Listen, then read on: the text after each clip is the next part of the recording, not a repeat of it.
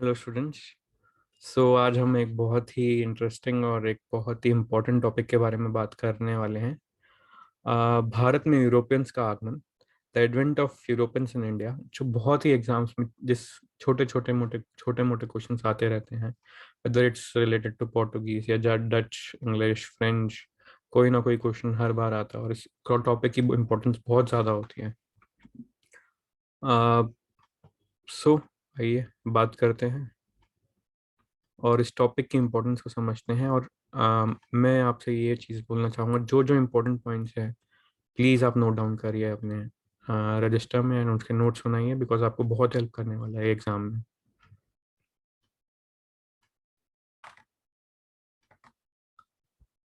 जैसे कि हम देख सकते हैं, आज का topic advent of Europeans in India है।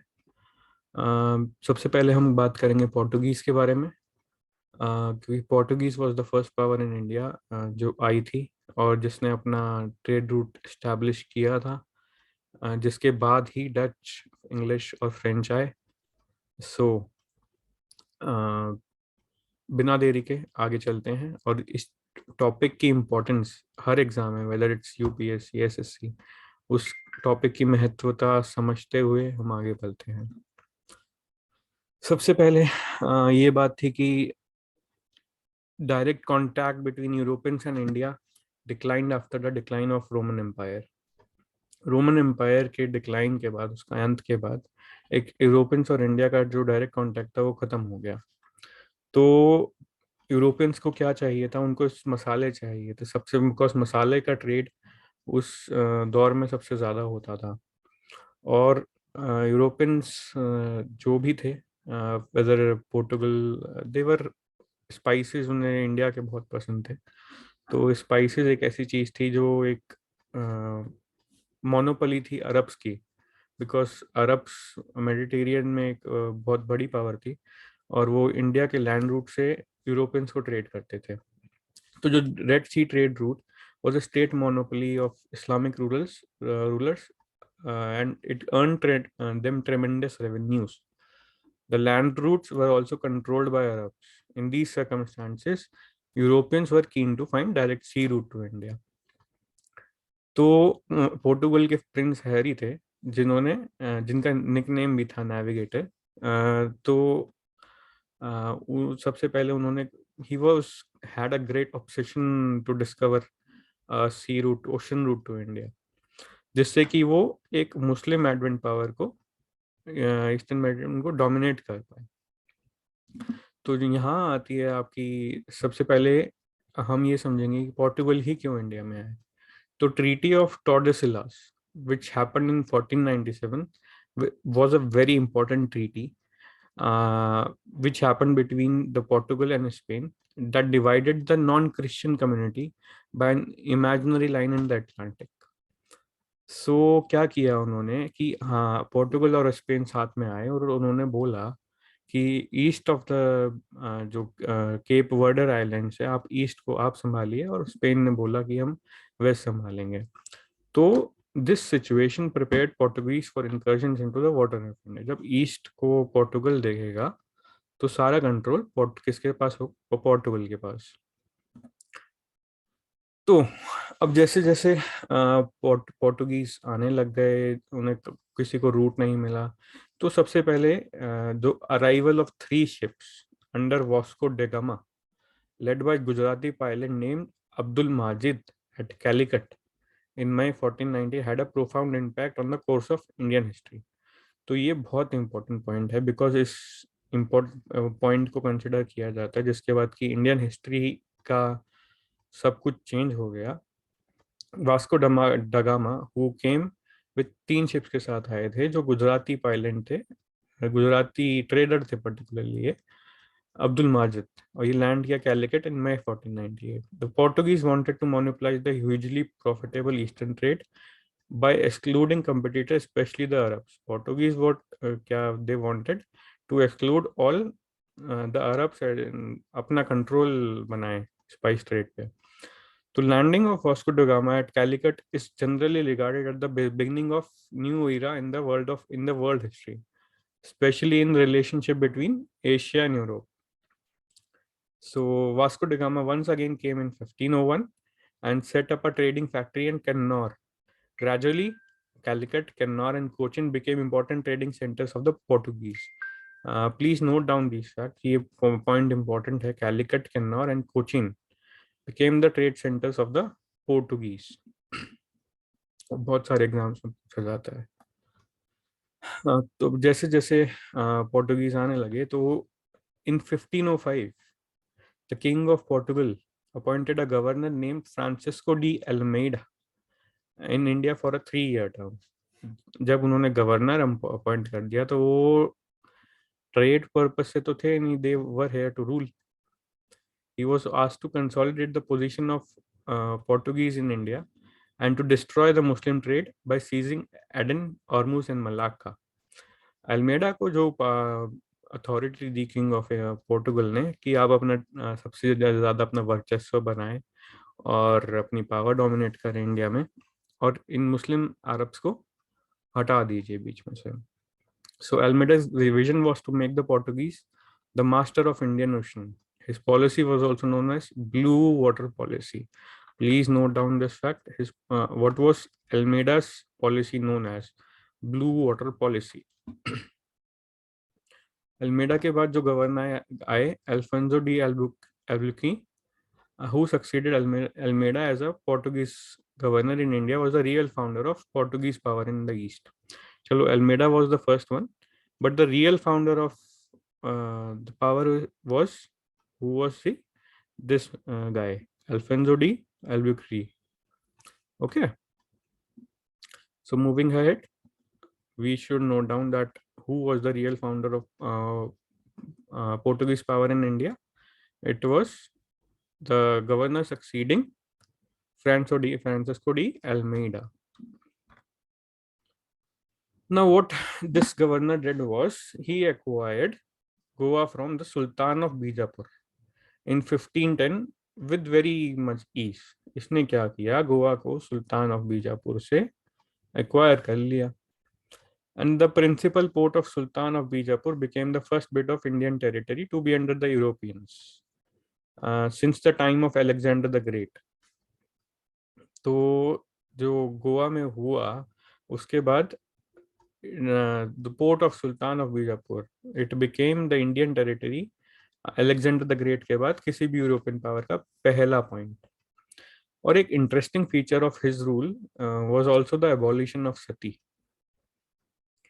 The Portuguese men who had come on the voyages and stayed back in India were encouraged to take local wives, which established themselves as village landlords. तो यहाँ पे हम समझते हैं कि क्या हुआ, जो पोर्टुगीज यहाँ पर आते थे उन्हें बोला जाता था कि आप यहीं पे शादी करिए और यहीं पे सेटल होइए, जिससे कि क्या होगा, आपकी पावर इंडिया में धीरे धीरे बढ़ती रहेगी और पोर्टुगीज डोमिनेंस इंक्रीज होती रहेगी. अब इनके बाद जो गवर्नर आए वो थे नीनो दा कूना. ही assumed the governor of office of governor of Portuguese in 1529 and उन्होंने सबसे पहले क्या किया, he shifted the headquarters of Portuguese government from Cochin to Goa. Mark this as important point. इस point को note कर लीजिए, बहुत बार एग्जाम्स में आता है. फिर हम समझेंगे पोर्टुगीज की influence. The general tendency is to underestimate the Portuguese hold in India. Portuguese को हम अक्सर इग्नोर कर देते हैं, बट वो ही पहली पावर थी जिसने इंडियन स्टेट को समझा और उस पर अपनी होल्ड बनाई. However, Estado de India was in fact a larger element in Indian history than it is given credit for. Many of the coastal parts of India has come under Portuguese power within 50 years of Vasco da Gama's arrival. क्या ये point क्या बोलते हैं कि India के बहुत सारे coastal parts Vasco डा गामा के अंडर अराइवल के 50 साल के अंदर पोर्टुगीज डोमिनेंस के अंदर आ चुके थे. Interestingly, we must also note that the Portuguese were first power to come in India, but they were also the last power to leave in India. In 1961, before the government of India recaptured Goa, Daman and Diu from Portuguese. Please note down this point. It's a very important point. The first to come, the last to go. Moving ahead. Uh, we need to understand the how that Portuguese dominated India, and we need to understand the Portuguese administration in India. The head of the administration was the viceroy, who served for 3 years with the secretary and the council. The next importance was of the Vedor de Fazenda, responsible for revenues and cargoes and dispatch of fleets. Please note down this point. Vedor de Fazenda. The Portuguese were initially intolerant towards the Muslims. The Portuguese were initially tolerant of Hindus. Intolerant थे Muslims को लेकर और tolerant तो Hindus को लेकर. But gradually क्या हुआ, after the introduction of inquisition in Goa there was a change and Hindus were also persecuted. Hindus को भी खिलाफ भी उन्होंने एक्शन लिए. अब यहाँ पे एक जो पॉइंट आता है वो नोट डाउन करने वाला. The Portuguese were not only here to trade और here to administer, they were also here to missionary purpose. मतलब they were here to change religion of people. And बहुत सारे हिस्टोरियंस ने ये भी बोला है कि they were here to change the religion of Akbar. They wanted to convert. तो अकबर ने एक लेटर भेजा था पोर्टुगीज को, एंड पोर्टुगीज की डिमांड पे ये दो प्रीस्ट थे, Rodolfo Acquaviva and Antonio Monserrate. Please note down the names. तो हर यूपीएससी में नहीं आता, but if you note it down, by chance statement आ सकती है that Rodolfo Acquaviva and Antonio Monserrate were the two learned priest who were sent to Akbar's court.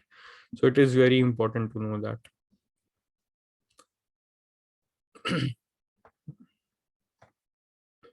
So moving ahead. Portuguese का rise तो हो गया, दे एस्टैब्लिश देयर एडमिनिस्ट्रेशन, सब कुछ हो गया, ट्रेड कर लिया. तो डिक्लाइन कैसे हुआ? तो now we need to understand the decline of the Portuguese. So by the 18th century, the Portuguese in India lost their commercial influence, so some of still carried out trade in individual capacity. 18th century मतलब 18वीं ईस्वी 1700 जो हम बोलते हैं, तो वहाँ तक commercial influence उनकी खत्म हो गई, और वो पोर्टुगीज बहुत सारे इंडिविजुअल कैपेसिटी में ट्रेड करने लगे. दो local advantages the Portuguese had in India were reduced with the emergence of powerful dynasties in Egypt, Persia, and North India. The rise of Marathas also led to the major decline of the Portuguese. The Marathas captured Salsette and Bassein in 1739 from the Portuguese. The earlier monopoly of the sea route to India by the Portuguese could not remain a secret forever. Soon enough, the Dutch and the English, who were learning the skills of ocean, also learned of it. तो जो दूसरी powers थी Europe में, Dutch, English, वो अपना dominance बनाना चाहती थी, और वो अपना डोमिनेंस बनाने के साथ साथ उन्होंने ओशन रूट भी सीख लिया. The spice trade came under the control of the Dutch, and Goa was superseded by the Brazil as the economic center of the overseas empire of the Portugal. Goa को किसने रिप्लेस कर लिया? Goa, Brazil ने. And क्या Brazil क्या बन गया? It became as the economic centre of overseas empire of Portugal. तो हमें इस चीज से ये समझना चाहिए कि Portuguese was the first power to dominate India, and जो उनका एडमिनिस्ट्रेशन था, जो उनका ट्रेड था, what were the impact on the Indian mechanism, and what is its today's significance? The significance of the Portuguese. Most historians observed that coming of the Portuguese not only initiated what might be called as the European era, it also market the emergence of the naval power. उसके बाद क्या, बहुत सारी naval power, जैसे Dutch हो गया, British हो गया, इवन द छोलास, जैसे था छोलास पुराने टाइम पे, तो वैसे छोलास बोला जाता है कि बहुत एक naval strong hold of naval power था. जैसे तो वैसे ही यूरोप में सबसे पहले Portuguese became a naval power, and Dutch बहुत स्ट्रॉन्ग पावर आया, फिर उसके बाद इंग्लिश आए. तो पोर्टुगीज का इन्फ्लुएंस ये था. In Malabar of the 16th century, the Portuguese showed military innovation in their use of body armor, matchlock, men, and guns loaded from the ships. An important military contribution made by the Portuguese onshore was the system of drilling groups of infantry. Please note down this point. was the system of drilling groups of inventory.